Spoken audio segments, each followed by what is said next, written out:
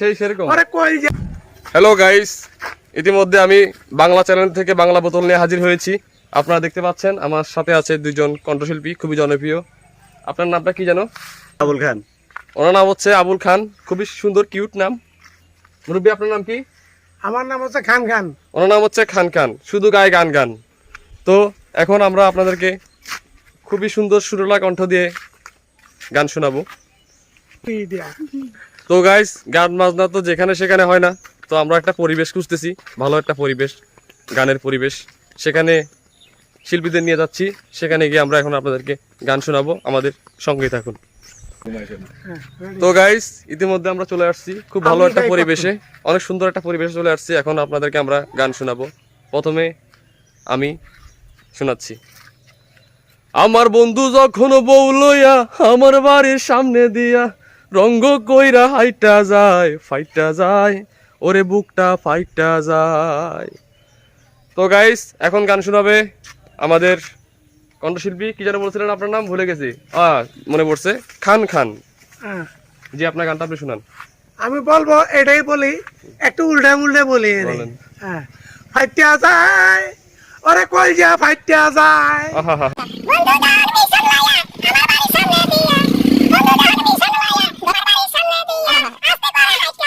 কলজা জ্বললা যায়, সেই সেরকম। ওরে কলজা জ্বললা যায়।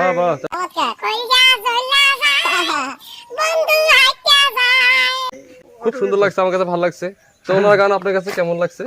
অবশ্যই অনেক ভালো লাগছে। শুনতে পেলেন ওনার গান নাকি আমাদের, কি যেন আপনার নাম বলছেন, ভুলে গেছি। আবুল খান। আবুল খানের কাছে অনেক ভালো লাগছে। তো আমরা এখন আবুল খানের গান শুনবো। হ্যাঁ, আপনি দুই কলি গান শুনান প্লিজ। ওই আমার মদ না গেলে ঘুম আসে না, ও তাই মদ কে খারাপ কে বলে, যত টাকা গেল আমার মদের দোকানে, যত টাকা গেল আমার মদের দোকানে। বাহ বাহ, খুব শুনতে পেলেন, খুব সুন্দর একটি গান আমাদের গিয়ে শোনালো। মানে একটি সামাজিক গান, মদ না খেলে ঘুম আসে না। সত্যিই তো, মদ না খেলে ঘুম আসে না। আমরা বাঙালি, আমরা কাঙালি, তাই অনেকেই মদ খাই। মদ খেয়ে আমরা বউ পিটাই, মদ খেয়ে রাস্তায় মাতলামি করি, মদ খেয়ে আমরা কালভার্টের নিচে পড়ি, মদ খেয়ে আমরা ব্রিজের নিচে পড়ি, মদ খেয়ে আমরা ড্রেনে পড়ে থাকি। তাই আমরা হচ্ছি বাঙালি। এটা হচ্ছে আমাদের কিছু কিছু বাঙালির স্বভাব। ধন্যবাদ, সবাই আমাদেরকে সাপোর্ট করবেন, আমাদের পাশে থাকবেন, এই প্রত্যাশাই করছি। আজকের লাইভটি এই পর্যন্তই। ধন্যবাদ সবাইকে।